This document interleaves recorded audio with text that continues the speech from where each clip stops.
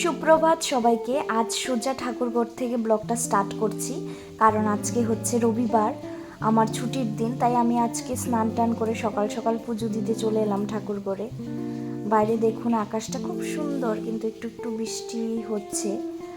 আমি লাঞ্চের জন্য আজকে পুরো নিরামিষ, কারণ বিকেলবেলা আমরা পাঠচক্র আয়োজন করেছি রামকৃষ্ণ আশ্রমে।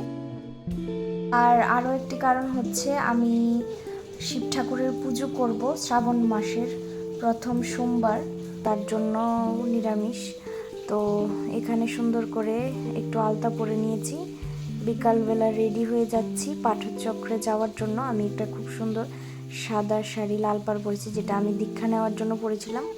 এটা আমার প্রথম পাঠচক্র, তাই আমি এই শাড়িটা পরেছিলাম, আমার শাশুড়ি মা বলেছিল।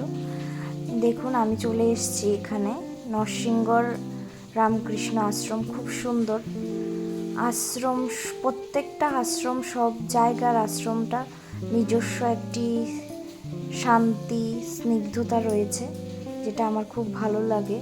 এখানে পুজোর প্রসাদের জন্য আমরা আয়োজন করে নিচ্ছি। এখানে ঠাকুর মশাই সন্ধ্যা আরতির জন্য প্রিপারেশন করছেন। এখানে সমস্ত ফল কেটে নিচ্ছি আমরা খুব সুন্দর করে।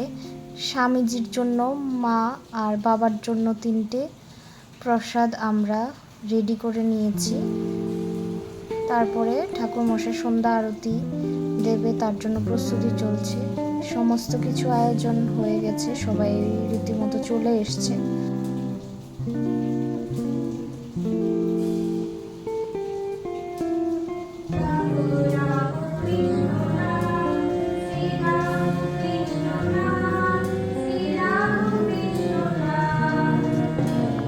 নেক্সট ডে ছিল শ্রাবণ মাসের সোমবার।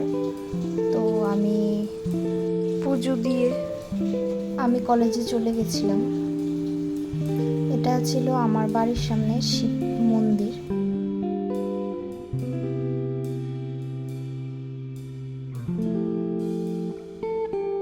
ব্লগটা যদি ভালো লেগে থাকে তাহলে আপনারা অবশ্যই সাবস্ক্রাইব করবেন অ্যান্ড শেয়ার করবেন।